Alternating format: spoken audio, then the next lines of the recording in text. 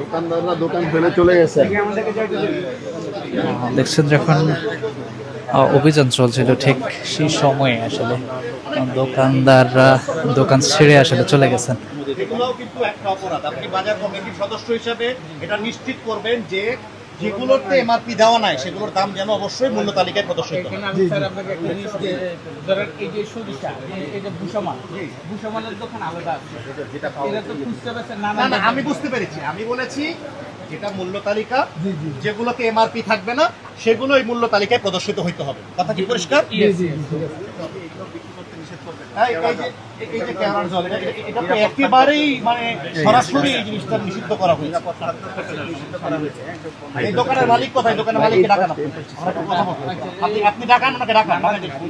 আপনি তো জানেনই তো, তাকে ডেকে নিয়ে আসেন। আমরা অন্যটাকে ঘুরে আসতেছি, আপনি ডেকে নিয়ে আসেন। দেখি সামনের দিকে যাই আমরা।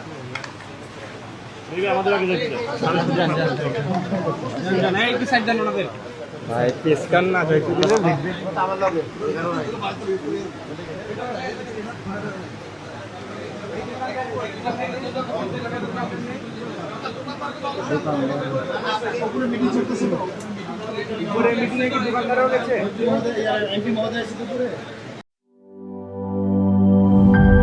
দুধার চকলেটে একাকার হয়ে ওঠা প্রাণ লেয়ার সম্পর্কের মিষ্টি ম্যাজিক।